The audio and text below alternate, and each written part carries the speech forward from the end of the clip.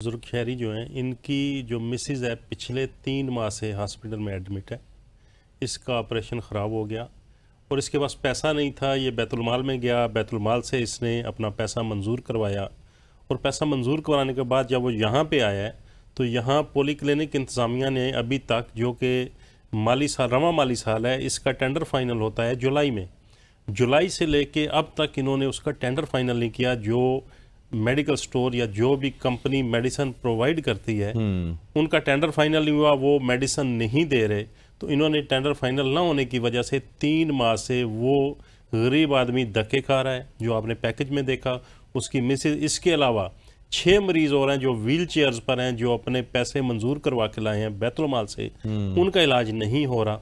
तो हमारे ज़राए का यही कहना है कि चूंकि अकाउंट्स ऑफिस जो है वो कमीशन माफिया एक पूरा, अभी तक वो टेंडर फाइनल नहीं हुए।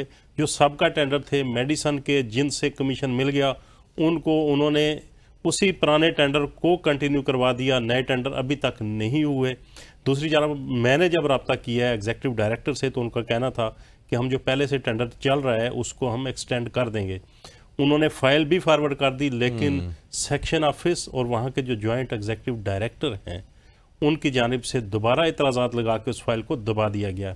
तो ये वो सूरत हाल है कि गरीब मरीज़, जो 4 अरब से ज़ायद का बजट है सिर्फ पॉलीक्लिनिक का अपना, लेकिन जो गरीब मरीज़ बैतुलमाल से पैसा मंजूर करवा के लाते हैं उसके इलाज के लिए भी वो धक्के खा रहे हैं और उनके चेक आ चुके हैं। सिर्फ टेंडर फाइनल होना है और उनका इलाज होना है।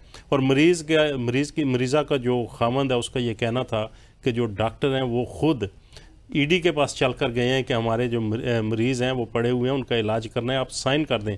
उन्होंने दस्तखत नहीं किए। जबकि सोशल वेलफेयर ऑफिसर जो है उनका कहना है कि पिछले 6 साल से यही एग्जीक्यूटिव डायरेक्टर इसी टेंडर को खुद फाइनल करते हैं। इस बार उन्होंने इतराज़ लगा दिया है क्योंकि उसके पीछे मुकम्मल एक माफिया है जो अकाउंट्स सेक्शन में है। वो जिस वक्त तक कमीशन न मिले वो टेंडर फाइनल नहीं होते।